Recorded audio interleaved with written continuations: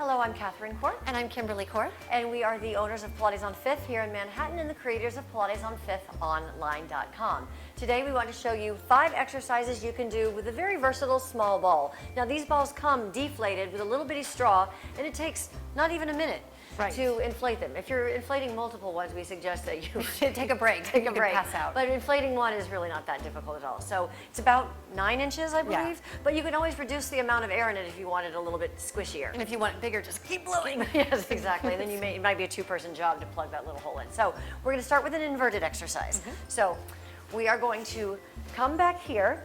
We are going to place the small ball underneath our sacrum. And then we are going to roll back using your elbows and your elbow strength. You're going to place yourself on your shoulders so that the weight is on your shoulders and you can feel the small ball underneath your sacrum. Hopefully your ribs, excuse me, these are your hip bones. Your hip bones are falling towards your ribs. We're going to bring one leg up into tabletop and then the other leg up into tabletop. So obviously any inverted exercise that you do on your arc barrel, you can do here. For today, we're going to do scissors just because we like scissors. So we're going to reach our legs to the ceiling and we're going to bring the screen leg toward ourselves first. And here we go. Exhale, exhale, inhale, switch. Exhale, exhale, inhale, switch. So we are fortunate in that we have hamstring flexibility available to us, but that's not what this exercise is about. This exercise is about this leg reaching longer. So we exhale, exhale, inhale, switch. It reaches longer and longer. And not letting your back arch. And right, you don't want your back to arch. You want to keep this connection nice and strong. Exhale, exhale, inhale, switch. Exhale, exhale. We'll do 2 more just because we're indulging here. And one more time, exhale, exhale, inhale, switch. Bend the knees, go ahead and bring your feet down. Now, lift your hips up a tiny bit and you're just gonna grab that little ball and take it out from underneath you. We're going to do a shoulder bridge here. So the small ball is great for adding inner thigh activation and shoulder bridge is a great place to emphasize that. So we're gonna squeeze it between the knees. And the small ball is sometimes better than the ring because the ring is so big. If you're very, very petite, you're starting so abducted that this works out a little bit better. So even in this position here, we're nice and neutral, no flexing of the lumbar spine. So if there's a little space at your lower back, that's totally okay. But you just want to squeeze the little ball without changing the shape of your spine. So from here, and I'm going to lift my arm like this so you can see what's happening in the back. Inhale to prepare. On the exhale, as you're squeezing the ball, lift your hips up. You want to create a straight line between your armpit and your knee. Inhale here to stay, and exhale, coming down, keeping your spine in one long line. Again, my hand is up here so you can see what's happening in the spine. I'm going to bring it down. I think with the angle of the camera, yeah, okay. Inhale here, exhale, pressing up. So we're not rolling through the spine, we're just lifting it up. Long line between the armpit and the knee. Inhale to stay. And then exhale, coming down. We're going to add a little variation here, even though we're going to keep it with 5 exercises.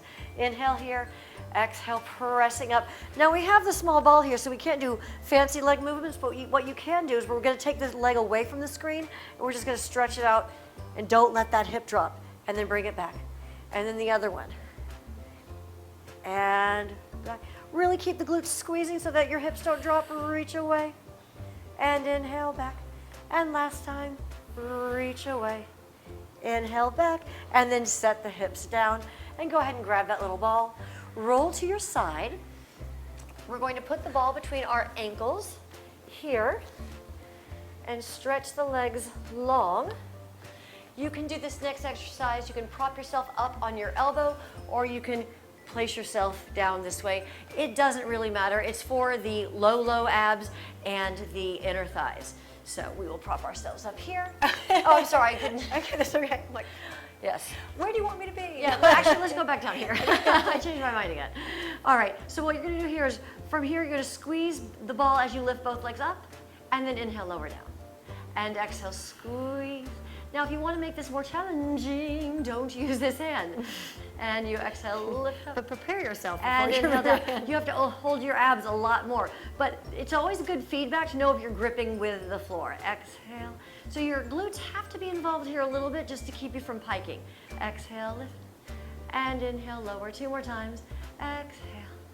And inhale, lower. Last time, exhale, lift. And inhale, lower. Okay then. So now we're going to bring our knees in, grab the ball, and now we are going to do a prone. Do you want to do prone or supine first? We can do prone first, but of course you do the other side. You would definitely do the other side. We are not going to do the other side here, but that's a very good point. Yes. We can do supine first. Yes, let's do supine. So what we're going to do this time, as we roll back, you want to place the ball like at the bottom of your rib cage. So you don't want it to be at your lumbar spine, but you don't want it to be too high up either. You'll find we call it the happy spot. But what this allows is it allows more range of motion for abdominal exercises. So you'll place your hands behind your head and first just allow your back to arch over the ball. So unless you never have sat at a desk in your life, you will feel a nice stretch through the pecs and maybe even the neck. It's a nice, nice stretch opening up. If you've never sat at a desk, you have no idea what we're talking about, and that's okay too. So just feel that stretch. Then from here, you inhale to prepare, and on the exhale, curling up through the full range of motion, and then inhale, coming back down. So this allows us more range of motion than a typical abdominal exercise would afford us. Now, be careful. I'm going to do it wrong now. Be careful when then you curl up, you don't jam your chin into your chest. Don't do that. We want to keep our neck nice and long and curling up. And inhale back, and then just hang out here. If you wanted to, you could add arm circles with this as well. Just make sure that if you are not that flexible, that if you are not having your hands behind your head, that your head is comfortable. What you don't want, I'm going to exaggerate, you don't want that. Right, that would be very bad. That would be very bad. You never want to see your client leading with the chin to come up.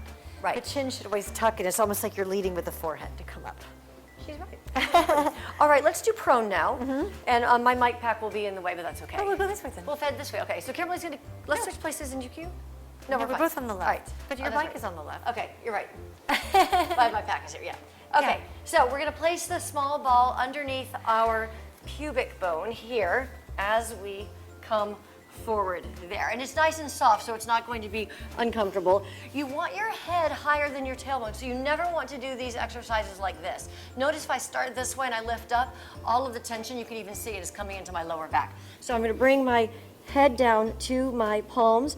I have my legs squeezing together. You can do this parallel or turned out. We're going to turn out slightly just because we feel like it today. I just reminded myself to close my ribs.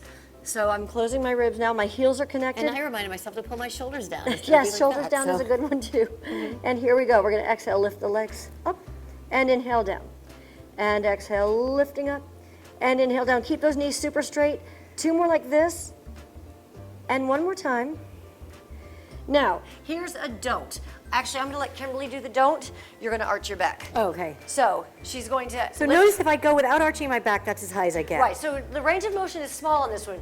Right, notice if she allows her back to arch, look at that. I mean, initially you might think, wow, look how high her legs go. Isn't that great? No, it's not so great because she's taking all the pressure into her lower back to do that. So we don't want that to happen. The other thing we don't want to happen, and I mentioned this but didn't show it, is let your knees bend. Oh. So when you lift up, you don't want the knees to bend. We really want the gluteus maximus to be the main mobilizer here, and if the hamstrings bend immediately, that means they're trying to command the ship, and we don't want them to do that. We want them to be the secondary muscle here. The main one is the gluteus maximus. Okay, thank you. Yeah, Kimberly does 8,000 of these and then can't walk.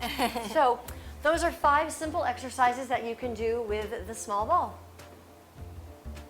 Perfect.